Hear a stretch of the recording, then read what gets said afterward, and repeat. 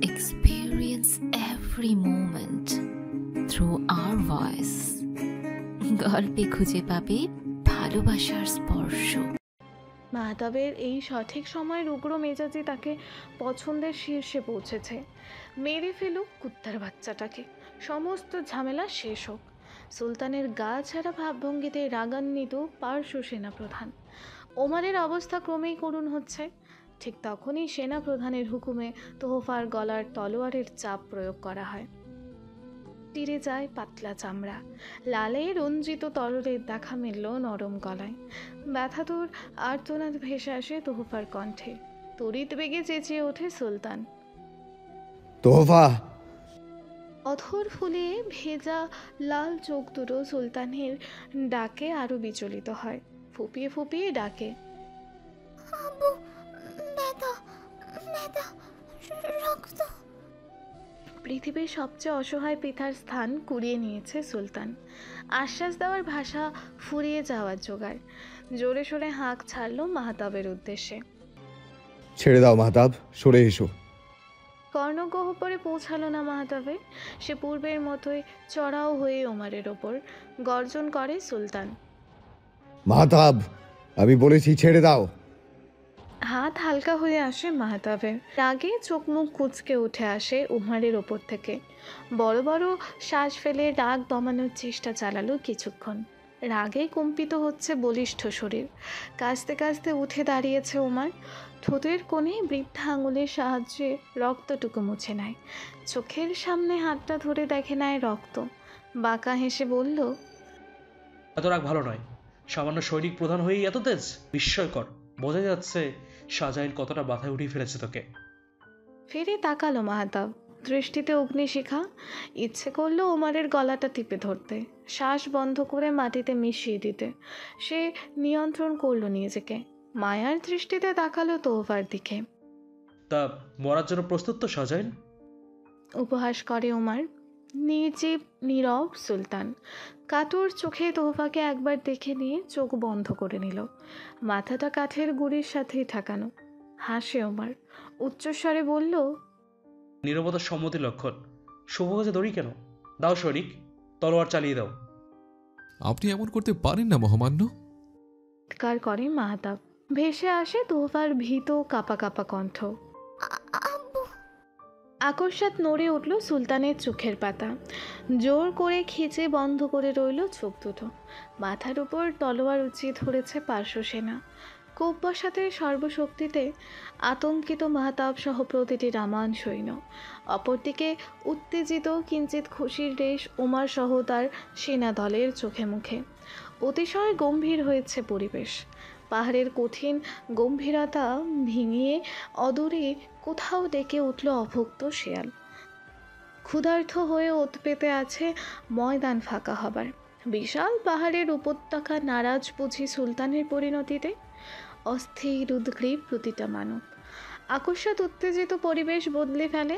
সহস্রাধিক তীরের ফলা একসঙ্গে ছুটে এসে বিঁধে যায় পার্শ্ব সেনাদের কপালে, গলায়। সুলতানের মাথার ওপর তলোয়ার ধরে থাকা সৈন্য অচিরেই ঢলে পড়ে নিচে। তোহফার দিকে তাক করে ধরা প্রতিটা তীর সহ সেনারা আর্তনাদ করে ওঠে। কোথা থেকে আগুনের গোলা ছুটে এসে পড়েছে তাদের শরীরে। আগুনের ভয়াবহতায় সর্বাঙ্গ জ্বলে যাচ্ছে। দেখতে দেখতেই চোখের সামনে ঝলসে যায় শত শত পার্শ্ব সেনা। দেরি করেনি সুলতান, তড়িৎ বেগে উঠে যায় তোহফার কাছে। বাঁধা হাত নিয়ে কনুয়ের সাহায্যে আঁকড়ে ধরে কোলে তুলে নিল তোহফাকে। প্রাণ ফিরে পেল মেয়েকে কাছে পেয়ে। তোহফার গলার তলোয়ার রাখা সেনার বুকে লাথি বসায় চরম আক্রোশে। মাটিতে আছড়ে পড়ার সাথে সাথেই গলায় পা দিয়ে চেপে ধরে শ্বাসরোধ করে। তোহফাকে বুকে আঁকড়ে প্রাণ নেয় পার্শ্ব সেনারা। সদ্য বিপদ থেকে উদ্ধার পাওয়া তোহফা পিতার বুকে মুখ লুকিয়ে কেঁদে ফুপিয়ে ফুপিয়ে। এতক্ষণ যেন এমন একটা চমৎকার সুযোগের অপেক্ষাতেই ছিল রামান সৈন্যদল। মাহতাবের ইশারায় তলোয়ার উঁচিয়ে আক্রমণ করে বসে পার্শ্ব সেনাদের ওপর। পাল্টা আক্রমণ করে পার্শ্ব সেনা ও দক্ষিণী সেনারা একযোগ হয়ে হতভম্ব হওয়ারও সুযোগ পেল না উমার। পূর্বেই আরও লক্ষ লক্ষ সৈন্য হুড়মুড়িয়ে প্রবেশ করে ময়দানে। তলোয়ার হাতে দাঁড়িয়ে যায় রামান সৈন্যদের কাতারে। পার্শ্ব ও দক্ষিণী সেনাদের তুলনায় বহুগুণ ভারী হয়ে গেছে রামান সৈন্যদের দল। অথচ তারা রামান সাম্রাজ্যের নয়, সে কথা তাদের পোশাকই বলে দিচ্ছে। রামান সৈন্যদের পোশাক কুচকুচে কালো, অথচ নতুন করে প্রবেশ করা এই লক্ষ লক্ষ সৈন্যের শরীরে ঘিয়ে রঙের পোশাক। হতভম্ব ওমার চিৎকার করে শুধালো, কারা এরা? কোন সাম্রাজ্যের সৈন্য? এরা সকলে উত্তরীয় সাম্রাজ্যের সৈন্য, তাদের পোশাক সেই চিহ্নই বহন করছে। বিস্মিত কণ্ঠে জানায় ওমারের সেনাপ্রধান। ওরা এখানে কেন এসছে? রোমান সৈন্যদের সাথে কেন যোগ দিচ্ছে? মুখের কথা মুখেই রইল। ময়দান কাঁপিয়ে রাজার বেশে হাজির হয় একটি সফেদ রঙা ঘোড়া।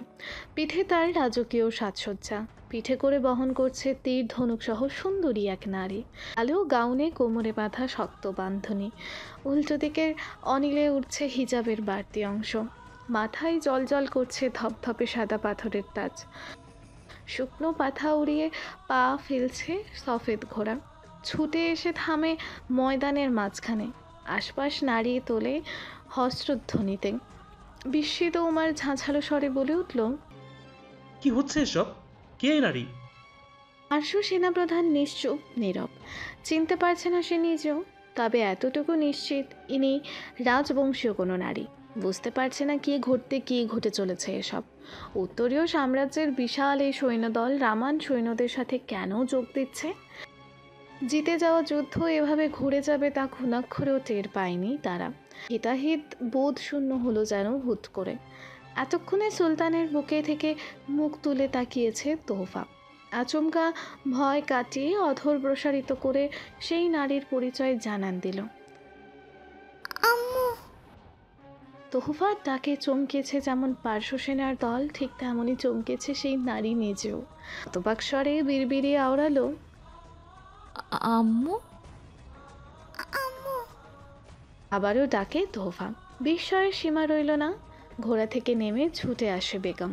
সুলতানের বুক থেকে এক প্রকার ছোঁ মেরেই কেড়ে নিল তোহফাকে। কে আঁকড়ে তোহফার গালে আলতো হাত রেখে কাঁপা কাঁপা কণ্ঠে বলল, আবার আবার ডাকো আম্মু, আবার ডাকো।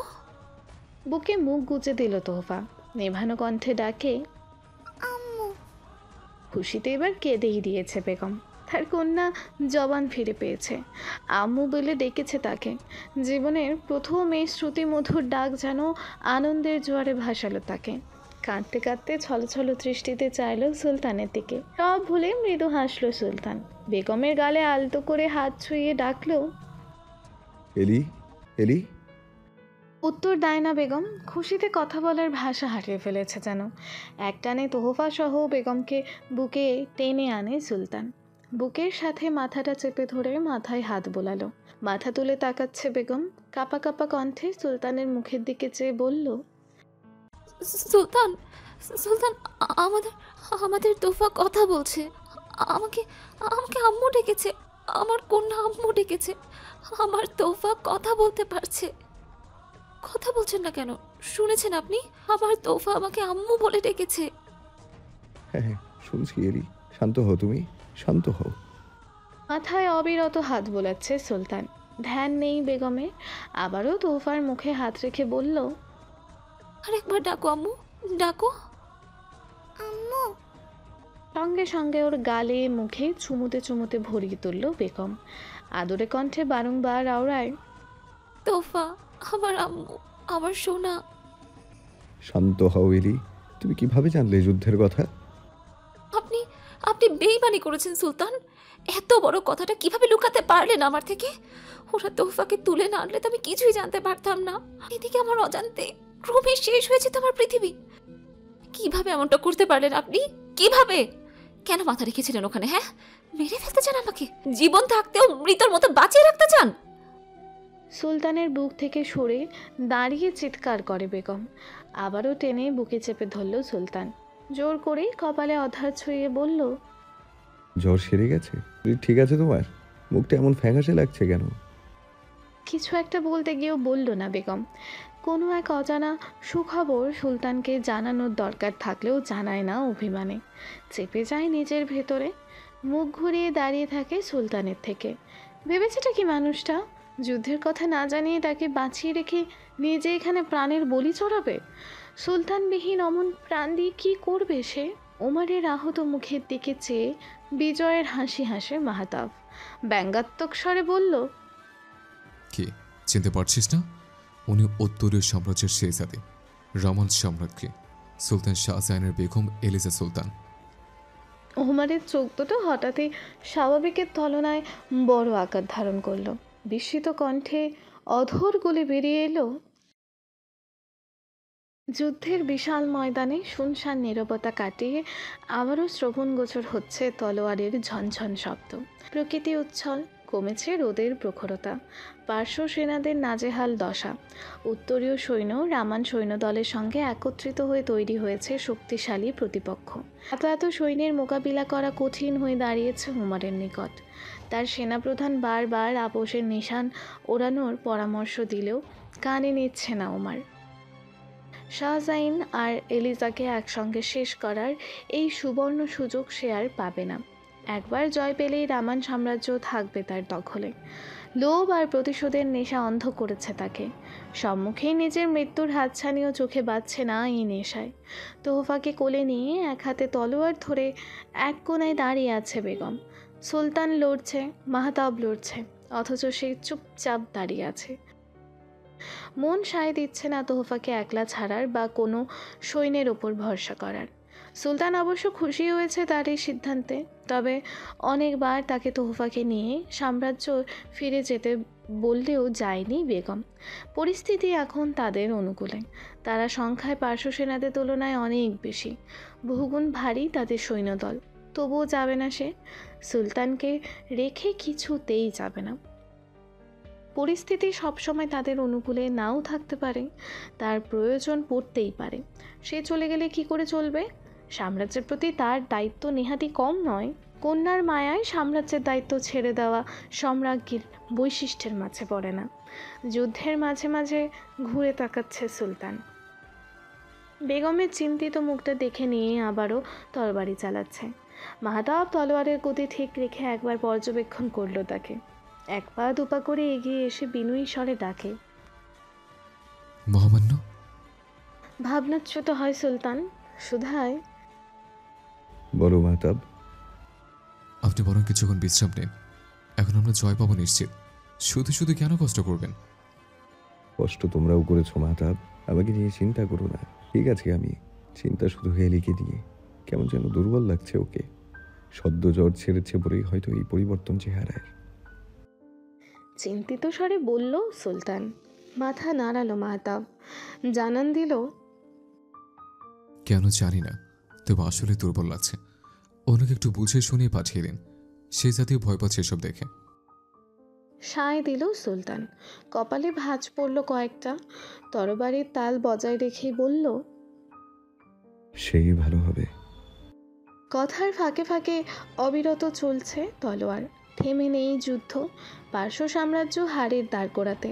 সৈন্য একেবারেই কমে এসেছে তাদের, কিন্তু ওমারের ভঙ্গিমায় কোথাও আপোষ করার চিহ্ন পর্যন্ত নেই।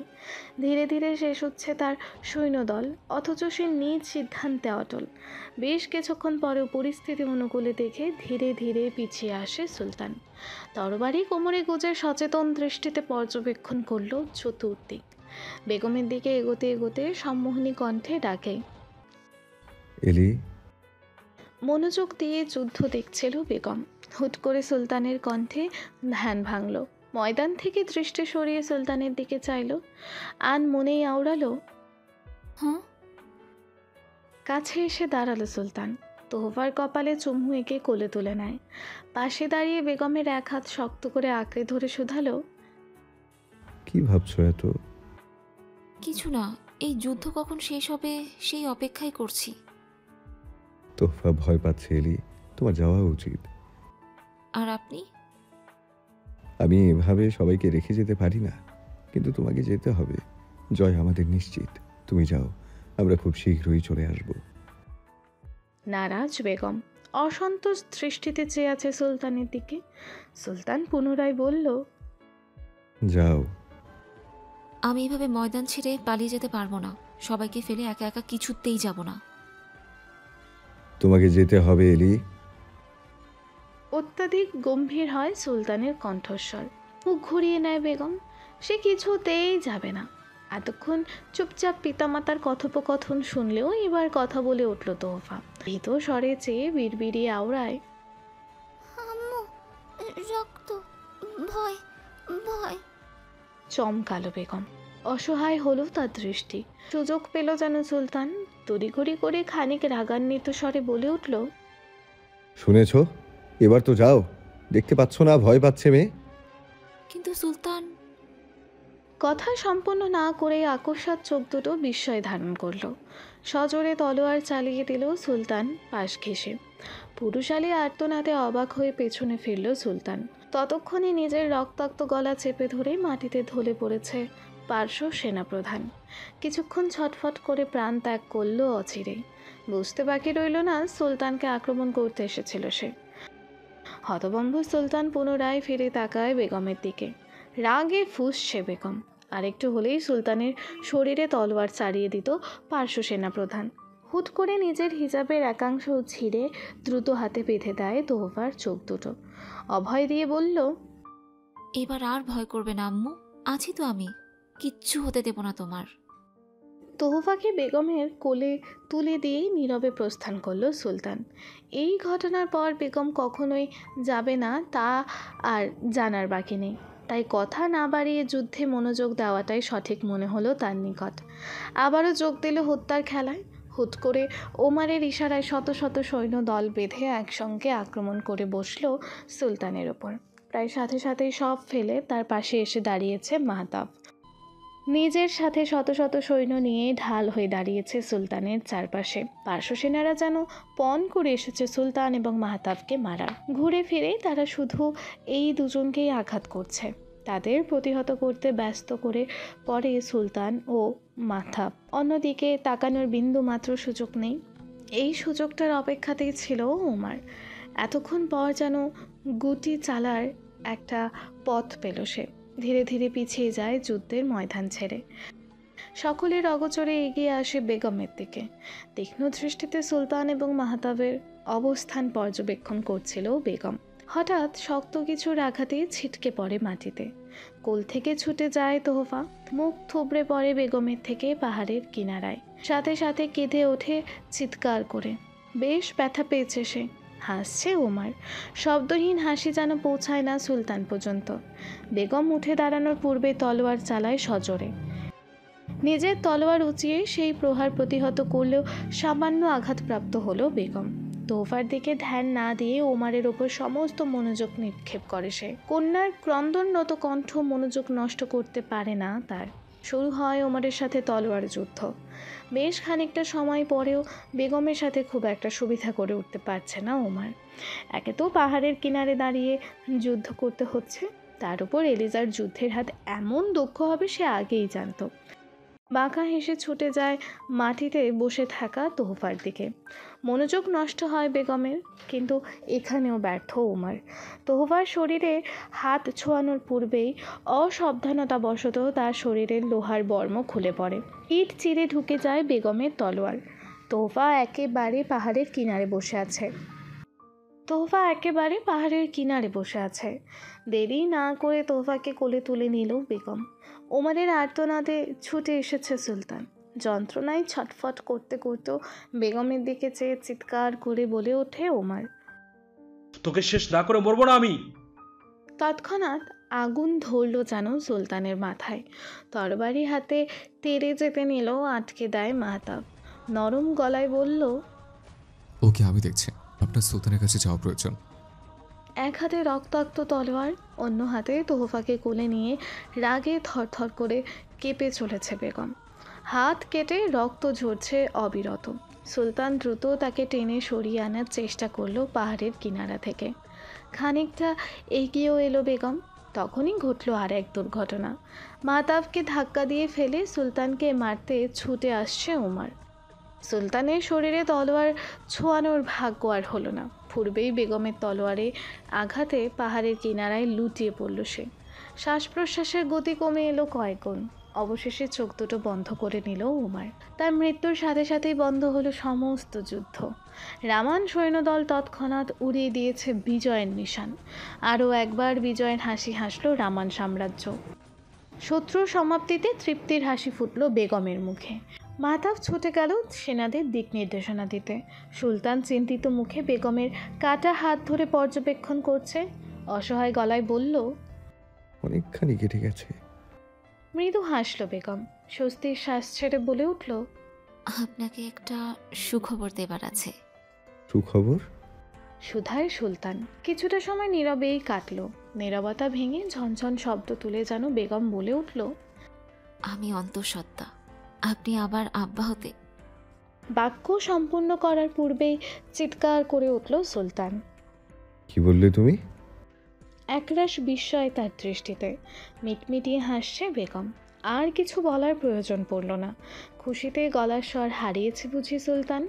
বারংবার প্রচেষ্টার পরেও সে একটা শব্দ পর্যন্ত উচ্চারণ করতে সক্ষম হলো না। চোখে মুখে এক আকাশ আত্মতৃপ্তি আর বিস্ময় নিয়ে চেয়ে রইল বেগমের দিকে। দু হাতে বেগমের মুখে আঁকড়ে ধরে উন্মাদের ন্যায় অগণিত চুমু আঁকলো পুরো মুখে। তোফা কিছু না বুঝেই হাসছে। খুশি হচ্ছে অজানা কারণে। এত খুশির মাঝেও কেউ অদূরে পাচ্ছে মৃত্যুর ফাঁদ। শেষ হওয়া যুদ্ধের ময়দান আবারও রক্তে রাঙাতেই বোধহয় আগমন তার। রামান সাম্রাজ্যের সেই অজানা শত্রুর খবর কি রেখেছে কেউ? একটাবারও ভেবেছে কি তাদের খুশির মুহূর্তে কেউ একজন শোকের ছায়া নামানোর পরিকল্পনা এঁটেছে? অদূরে পাহাড়ের কিনারে কেউ বিদঘুটে হাসি হাসছে। প্রহর গুনছে কারোর মৃত্যুর। হিমশীতল আর ফ্যাঁস ফ্যাঁসে কণ্ঠে বলে ওঠে,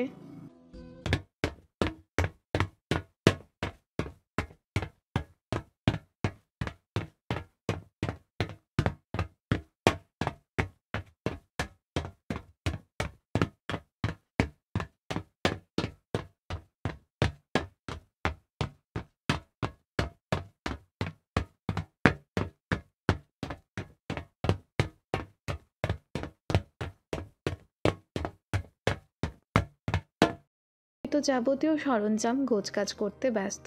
অস্ত্র গুছিয়ে ঘোড়ার পিঠে বোঝাই করা হচ্ছে। সকলের মাঝে অনন্য এক উত্তেজনা। আবারও ফিরবে তারা নিজ জন্মভূমিতে। ময়দান তখনও রক্তে রাঙা। রক্ত শুকিয়ে কালচে বর্ণ ধারণ করেছে। মৃত সৈনিকদের প্রাণহীন দেহগুলো একত্রিত করা হয়েছে। সাম্রাজ্যে পৌঁছে সসম্মানে দাফন করা হবে তাদের। মাহতাব দাঁড়িয়ে দাঁড়িয়ে দেখছিল সবকিছু। সৈনিকদের প্রতি সে অজানা এক টান অনুভব করে সব সময়। সৈনিক প্রধান হবার দরুন এই মায়া হয়তোবা। শূন্য দৃষ্টিতে লাশগুলোর দিকে দেখতেই কেঁপে ওঠে হৃদয়। এভাবে একদিন তাকেও যেতে হবে। সৈনিক প্রধানেরা যে জীবনের নিশ্চয়তা পায় না কখনোই। তবুও কত স্বপ্ন দু চোখে, বাঁচার ইচ্ছা, প্রিয়তমাকে নিজের করে পাবার আকুলতা। সেই কঠিন আকুলতা কি আদৌ দেখতে পায় মেয়েটা?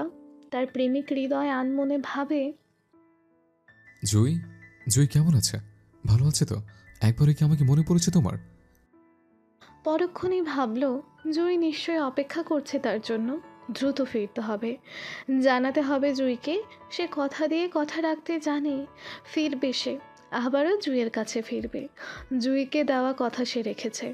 অক্ষত অবস্থায় ফিরে যাবে সাম্রাজ্যে। হঠাৎ যেন মহলে ফেরার তারা বেঁধে গেছে তার। মুহূর্তেই বদলে গেছে বীর সেনার মুখভঙ্গি। উতলা হয়েছে প্রিয়তমার দেখা পেতে। কতগুলো দিন দেখে না মেয়েটাকে, শোনে না বোকা বোকা কথাগুলো। এদিক ওদিক চাইল অস্থির চিত্তে। উদ্বিগ্ন গলায় সৈনিকদের উদ্দেশ্যে বলল, ঝড় প্রস্তুতি না সকলে, ফিরতে হবে আমাদের। রামান সৈন্যদল সৈনিক প্রধানের আদেশ পেয়ে তৎক্ষণাৎ প্রস্তুতি শুরু করলেও নীরব হয়ে দাঁড়িয়ে আছে উত্তরীয় সৈন্যবাহিনী। ভ্রু কুচকায় মাহাতাব। খানিক উচ্চস্বরে বলল, তোমরা কি শুনতে পাওনি আমি কি বলেছি? দাঁড়িয়ে আছো কেন? ক্ষমা করবেন, অনুমতি ছাড়া আমরা যেতে পারবো না। এমনকি পাশ ফেরার জন্য হুকুম প্রয়োজন আমাদের। মাথা নুয়ে অথচ দৃঢ় স্বরে জবাব দেয় উত্তরীয় সৈন্য। অবাকের সাথে সাথে রাগান্বিতও হতে দেখা যায় মাহতাবকে। ঝাঁঝালো গলায় বলে ওঠে, অনুমতি তো দিয়েছি তোমাদের, তারপরে এইভাবে দাঁড়িয়ে আছো কেন? উত্তরীয় সেনাদের নীরবতা ভালো ঠেকল না মাহতাবের নিকট। আদেশ অমান্য করায় অত্যাধিক রাগান্বিত হয়ে পড়ল যেন। লক্ষ লক্ষ রামান সেনা তার কথায় ওঠে আর বসে। সম্মানে বাঁধল তার। তাকে উপেক্ষা করে উত্তরীয় সেনাপ্রধান এগিয়ে যায় পাহাড়ের কিনারে, যেখানে বেগম এবং সুলতান অবস্থান করছে। মুখভঙ্গি কঠিন করে এগিয়ে যায় মাহতাব নিজেও। অবস্থা আন্দাজ করতে সময় লাগলো না বেগমের। নরম স্বরে বলে উঠল, যাও তোমরা সাম্রাজ্যে ফিরে যাও, আব্বাজানকে বিজয়ের খবর দিও। হুকুম পাওয়া মাত্র সম্মান প্রদর্শন করে প্রস্থান করল সমস্ত উত্তরীয় সৈন্যদল। মাহতাবের অসন্তোষ মুখের দিকে চেয়ে কিছু একটা ভাবল বেগম। অতঃপর আবারও বলে উঠল, কিছু মনে করো না ওদের ব্যবহারে। মাথা নাড়ল মাহতাব। নাক্ষুশ মুখভঙ্গি পরিবর্তন হলো খানিকটা। বোঝার ভুল ছিল তার। ইতস্তত ভঙ্গিমা বদলাতে তোহফাকে কোলে নিয়ে হাত পোলালো মুখে। চোখ মুখ কুঁচকে ফেলেছে তোহফা। ব্যথাতুর ধ্বনি উচ্চারণ করলো মুখের হাত সরিয়ে। ঘাবড়ে গেল বেগম। হন্তদন্ত হয়ে শুধালো, কি হয়েছে আম্মু, ব্যথা পেয়েছো? তোহফার ছোট্ট উত্তর, চোখ দুটো পানিতে টইটম্বর। এখনই যেন দুফোঁটা অশ্রু ঝরে পড়বে নেত্র বেয়ে। হাতে না আম্মাজান, ঠিক হয়ে যাবে। বলতে বলতে এগিয়ে আসলো সুলতান। ব্যথা ব্যথা আব্বু। ইস, কতখানি ব্যথা পেয়েছে আমার আম্মাজান। মাহতাব, এক্ষুনি শেহজাদিকে মহলে নিয়ে গিয়ে ওষুধ লাগানোর ব্যবস্থা করো। কি বলছেন আপনি? মাহতাবের সঙ্গে কেন যাবে? শুনতে পাচ্ছেন না ব্যথা পেয়েছে মেয়েটা? রাগান্বিত কণ্ঠে জাহির করে বেগম। শুনেছি বলেই তো বলছি, মাহতাবের সঙ্গে গেলে তাড়াতাড়ি ফিরতে পারবে। আমাদের যেতে আরো খানিকটা দেরি হবে। সুলতানের শান্ত ভঙ্গিমায় তেতে উঠল যেন বেগম। উত্তেজিত স্বরে শুধায়, মানে? ঘোড়া কম পড়েছে, কিছু ঘোড়া নিহত হয়েছে, তাই এই সংকট। মাহতাব সহ সৈনিকেরা সাম্রাজ্যে গিয়ে সরঞ্জাম রেখে আবার আসবে। মৃতদেহগুলোও তো নিতে হবে। তোফাকে মাহতাব নিয়ে গিয়ে ওষুধ লাগানোর ব্যবস্থা করুক, ততক্ষণে আমরা না হয় কিছুক্ষণ পরেই গেলাম। কি বলো? কিন্তু সুলতান। কোনো কিন্তু নয় এলি, তোফা ঠিক থাকবে মাহতাবের কাছে। ভরসার চোখে তাকালো মাহতাবের দিকে। শুধালো, ফিরে যাওয়ার সমস্ত ব্যবস্থা হয়ে গেছে নাকি মাহতাব? জি মহামান্য, শুধু আপনার হুকুমের অপেক্ষা। তাহলে আর দেরি করো না, রওনা দাও। মাহতাব চাচুর সাথে যেতে তোমার কোনো সমস্যা নেই তো আম্মাজান? তোহফার উদ্দেশ্যে শুধালো সুলতান। ডানে বামে মাথা নাড়ল তোহফা। অস্ফুট স্বরে আওড়ালো, অধর প্রসারিত করলো মাহতাব। হাসি মুখে বলল, সাহসী শেহজাদে। সাহসী? আমি সাহসী? ড্যাব ড্যাব করে চেয়ে থেকে হঠাৎ বলে বসলো তোহফা। হ্যাঁ শেহজাদে, অনেক সাহসী আপনি। কেন, কোনো সন্দেহ আছে নাকি? আমি জানি তো, অনেক সাহসী আমি। দেখলে না কিভাবে তলোয়ার দেখেও কান্না করিনি? একদম ভয় পাই না আমি। আচ্ছা তাই নাকি? এত সাহসী আমাদের শেহজাদে? অবাক হবার ভান ধরলো মাহতাব। খুব সাহস আমার। শুধু তোমাদের কথা ভেবে ওই পচা সিন্ধুগুলোকে কিচ্ছু বলিনি তখন। কেসে উঠল বেগম। এতটাও আশা করেনি সে। কন্যার কথায় বিষম খেয়েছে যেন আচমকায়। মিটমিটিয়ে হাসছে সুলতান। মাহতাবের মুখভঙ্গি অবশ্য অত্যন্ত স্বাভাবিক আর গুরুতর, যেন খুবই গুরুত্বপূর্ণ আলোচনা চলছে তাদের মাঝে। তার গুরুতর মুখভঙ্গিতে আরও উৎসাহ পাচ্ছে তোহফা। একের পর এক কথার ঝুড়ি খুলছে সে। ব্যথার কথা বেমালুম ভুলে বসল। মাহতাব বিচক্ষণতার সাথে কথা বলতে বলতে চলে গেল তোহফাকে নিয়ে। সৈনিকেরা বিদায় নিয়ে প্রস্থান করাতে ফাঁকা হলো ময়দান। পাহাড়ের কিনারায় একলা দাঁড়িয়ে রইল সুলতান আর বেগম। হঠাৎ কটমট করে তাকালো বেগম। ঝাঁঝালো স্বরে বলল, মেয়েটা বোধহয় আপনার মতোই হবে। আচ্ছা, এখন এটাও আমার দোষ? চোখ কপালে তুলল সুলতান। অবশ্যই আপনার দোষ। নীরবে এক দৃষ্টে চেয়ে আছে সুলতান। বেগম সরে দাঁড়ালো তার থেকে। দ্বিমত পোষণ করল না সে। একইভাবে চেয়ে রইল অনিমেষ। উত্তর না পেয়ে ফের কথা বলল বেগম। চুপ করে আছেন কেন? উত্তর আসে না সুলতানের পক্ষ থেকে। তার মুগ্ধ দৃষ্টি বুঝি থমকে গেছে আজ। বিরক্ত হয়ে উঠল বেগম। আরে এভাবে তাকিয়ে থাকার মতো কি হয়েছে? কিছু তো বলুন। অপেক্ষার অবসান ঘটিয়ে তাকে বুকে চেপে ধরল সুলতান। কত কাল পরে যেন বুকে প্রাণ আসলো জোয়ার ভাসিয়ে, শান্তি মিলল হৃদয় আঙিনায়। সম্মোহনী কণ্ঠে আওড়ালো, এলি, বলুন সুলতান। বুকের এক পাশে নিজের হাত রেখে দু চোখ বন্ধ করে আছে বেগম। মানুষটা শরীরের ঘ্রাণে মাতাল লাগলো নিজেকে। এই বুক তার, সম্পূর্ণ তার, সে কখনোই ছাড়বে না এই অধিকার। এলি, এলি। আবারও ডাকলো সুলতান। শুনছি সুলতান, বলুন। শীতল স্বরে বলল বেগম। কিছুই বলল না সুলতান, বরং নিজের হাতটা ধীরে ধীরে বেগমের পেটের ওপর রাখলো। আদুরে হাতে বুলালো কিছুক্ষণ। পেটের মাঝ বরাবর হাতটা ঠেকতেই নিজের হাত বাড়িয়ে হাতটা সেখানেই চেপে ধরল বেগম। মাথা তুলে তাকালো সুলতানের মুখের পানে। মুগ্ধকর দৃষ্টিতে তখনও চেয়ে আছে সুলতান। কাটা কাটা কণ্ঠে বলে উঠল, মহলে আরো একজন সদস্য বাড়তে চলেছে, অথচ তুমি আমাকে আজ জানাচ্ছ সে কথা। এটা অন্যায় এলি। তোমার কারণে আমি নতুন সদস্যকে অনুভব করতে পারিনি এতদিন। আমার প্রতি বড্ড নিষ্ঠুর তোমার হৃদয়। মুচকি হাসলেও তার কথার পরিপ্রেক্ষিতে উত্তর দিল না বেগম। সুলতান পুনরায় বলল, সুলতানের প্রতি অবিচার, নির্দয় সম্রাজ্ঞী। কিছু বলার উদ্দেশ্যে বুক ছেড়ে সরে আসলো বেগম। আকস্মাৎ তার ঠোঁটের ফাঁক গলে বেরিয়ে এলো আত্মচিৎকার। বুকে ধাক্কা দিয়ে সরিয়ে দিল সুলতানকে। মাটিতে আছড়ে পড়তে পড়তে নিজেকে সামলে নিল সুলতান। বিস্মিত নয়নে চাইল বেগমের দিকে। সবুজ পাহাড় ফ্যাকাশে হলো বুঝি এক নিমেষে। অদূরে পাহাড়ের কোনো এক কোণা থেকে বিদ্যুৎ বেগে ছুটে এলো ধারালো তীরের ফলা। সুলতানের শরীরে গাঁথার উদ্দেশ্যে থাকলেও বেগমের কারণে পথভ্রষ্ট হলো। সুলতানের পরিবর্তে সজোরে গেঁথে গেল বেগমের বাম বাহুতে। মৃদু কম্পন সৃষ্টি হয় শরীরে। পাহাড়ের কিনারে দাঁড়িয়ে থাকার ফলে কম্পন সামলাতে ব্যর্থ হলো বেগম। পা পিছলে যায় নিচে। সুউচ্চ পাহাড়ের খাদ যেন হাতছানি দিয়ে ডাকছে তাকে, আগলে নিতে চাইছে দুর্গম বুকে। তাল হারিয়ে তীর সমেত নিচে পড়ছে বেগম। হতবাক হওয়ার সুযোগ পায়নি সুলতান। ছুটে এসে মাটিতে আছড়ে পড়ে হাত আঁকড়ে ধরল বেগমের। চিৎকার করলো না গলা ফাটিয়ে। এলি। উক্ত চিত্র পছন্দ হলো না পাহাড়ের অপর প্রান্তে তীরধনুক হাতে দাঁড়িয়ে থাকা মানব মূর্তির। বেগমের স্থানে সে সুলতানকে দেখতে চেয়েছিল। লক্ষ্য বিচ্যুত হওয়ায় রাগে ফেটে পড়ল। সুলতানকে বাঁচাতে বেগমের এই হাল মোটেই ভালো লাগলো না তার। হিতাহিত বোধ শূন্য হয়ে খানিক এগিয়ে এসে দাঁড়ালো গাছের আড়ালে। আবারও তীর ছুড়ল শায়িত সুলতানের উদ্দেশ্যে। সঠিক নিশানায় ছুটল তীর, গাঁথল সুলতানের পিঠের মাঝে। ব্যথায় মুখভঙ্গি বিকৃত হয় সুলতানের। ছাড়ল না বেগমের হাত, শক্ত করে চেপে ধরে উত্তেজিত গলায় জাহির করল, হাত শক্ত করে ধরে উপরে উঠে এসো এলি। সুলতান। অপর হাতটাও এনে সুলতানের হাত আঁকড়ে ধরল বেগম। তখনই আরও একটা তীর এসে গাঁথল সুলতানের শরীরে। বেগমকে ধরে থাকা হাতটা খানিক আলগা হয়ে এলো ব্যথার যন্ত্রণায়। তৎক্ষণাৎ নিজেকে সংবরণ করে হাতের বন্ধন মজবুত করল সুলতান। সেই সময় পর পর আরও দুটো তীর এসে বিঁধল তার শরীরে। দু চোখ বন্ধ করে ব্যথা সহ্য করার প্রচেষ্টা চালাচ্ছে সুলতান। অসীম যন্ত্রণার মাঝেও টেনে ধরে রেখেছে বেগম।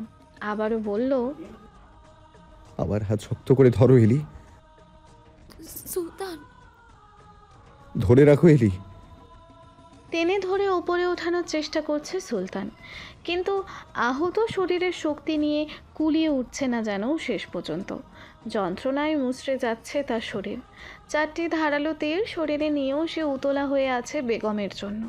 তখনই আরও একটা তীর ছুটে এসে বিঁধে গেল শরীর চিরে। না চাইতেও আর্তনাদ করে উঠল সুলতান। হাত ফসকে পড়ে যেতে ধরল বেগম। আরও খানিক ঝুঁকে এসে আটকালো সুলতান। বারংবার বেগমকে টেনে উপরে ওঠানোর চেষ্টা যতই করছে সে, ততই তীর এসে বিচ্ছে তার শরীরে। ঘাড় ঘুরিয়ে পেছনের শত্রুকে দেখার সুযোগও যে নেই তার। একদিকে শত্রু, অপরদিকে নিজের প্রেয়সীর হাত। এই হাত তার নিকট সবচেয়ে বেশি মূল্যবান, শত্রুর মুখ দর্শনের চেয়েও। বুঝতে বাকি নেই এই সেই অজানা শত্রু। তবুও সেদিকে তাকানোর প্রয়োজন বোধ করছে না সুলতান। টেনে ওঠাতে চাইছে শুধু বেগমকে। একসময় সুলতানের ব্যথাতুর মুখভঙ্গি সহ্য করতে না পেরে হাল ছেড়ে দেয় বেগম। অসহায় কণ্ঠে বলল, আমার হাত ছেড়ে দিন সুলতান। এভাবে তীর বিঁধতে থাকলে আপনি যে বাঁচবেন না। তোমাকে ছাড়া আমি এমনিতেও বাঁচতে চাই না। যেখানে শুধু তোমার হাত ছাড়তেই আমার হৃদয়ের মৃত্যু হতো, সেখানে তোমাদের দুজনকে একসাথে কি করে ছেড়ে দেই? তৎক্ষণাৎ আবারও তীর বিঁধল তার শরীরে। যন্ত্রণায় কুঁকড়ে যাচ্ছে সুলতান। মুখভঙ্গি বেগমের চিন্তায় কাতর। চিৎকার করল বেগম, ছাড়ুন সুলতান, আমার হাত ছেড়ে দিন। আপনার উপর পুরো সাম্রাজ্য নির্ভর করে, এমন অবুঝ হবেন না। পরোয়া করি না আমি। দৃঢ় কণ্ঠে কথাখানা বলে ফেলল সুলতান। শরীরের রক্তে জমিন ভিজে চুপচুপে। খেয়াল নেই তার। আবারও তীর এসে বিঁধতেই মুখ দিয়ে গলগল করে রক্ত বেরিয়ে এলো তার। সহ্য সীমার বাইরে চলে গেছে যন্ত্রণা। এবার আর সুলতানের বারণ শুনল না বেগম। নিজেই ছেড়ে দিল সুলতানকে, কিন্তু ছাড়েনি সুলতান। বেগম একাধারে টেনে সরিয়ে দিতে চাচ্ছে তার হাত। এভাবে চলতে থাকলে সে বেঁচে গেলেও রক্তক্ষরণে মরে যাবে তার সুলতান। সুলতানের জীবনের বিনিময়ে জীবন চায় না তার। উত্তেজিত হয়ে চিৎকার করে উঠল সুলতান, খবরদার এলি, হাত ছাড়বে না। আমাকে ছাড়ুন, শত্রুকে শেষ করুন। যার যার কারণে ভালো নেই রামান সাম্রাজ্য, তাকে শেষ করে দিন সুলতান। তখনও হাত ছাড়ানোর চেষ্টা চালাচ্ছে বেগম। অতিশয় উত্তেজিত হয়ে পড়েছে সুলতান। যন্ত্রণায় অসাড় হয়ে শরীরটাও কাঁপছে বেগমের মৃত্যু ভয়। হাতের বন্ধন শক্ত করে চিৎকার করে উঠল সহসায়, হাত ছেড়ো না এলি, কেন এমন করছো? উঠে এসো, আমাকে ধরে উঠে এসো। বিশ্বাস করো, কিচ্ছুই হবে না আমার। এমন করে না এলি। আমাকে ছাড়ুন, আবারও পালিয়ে যাবে রামান সাম্রাজ্যের গুপ্ত শত্রু। তো কাছে পেয়েও তাকে ছেড়ে দিলে কেমন সুলতান আপনি? পাগল হয়ে গেছো তুমি? তোমাকে ছেড়ে দিয়ে আমি শত্রু ধরতে যাব? হাত ধরো বলছি, না হলে আমার চেয়ে খারাপ কেউ হবে না। ধ্বংস করে দেবো আমি সবকিছু। আক্রোশে গর্জে উঠেছে সুলতান। নিজের শরীরের অবস্থা দেখেছেন? এভাবে চলতে থাকলে আমরা দুজনেই মারা যাব। আর যে বরং কোনো একজন অন্তত বেঁচে থাকুক। ছেড়ে দিন সুলতান, আমার দোহাই লাগে, ছেড়ে দিন। আতঙ্কিত দৃষ্টিতে চাইল সুলতান। ভয় ধরল মনে। নিজের মৃত্যুর ভয় নয়, বেগমের মৃত্যুর ভয়। সে যদি এখন এইভাবে মারা যায়, বেগমকে কিভাবে ওঠাবে? তবে কি করে বাঁচাবে সে?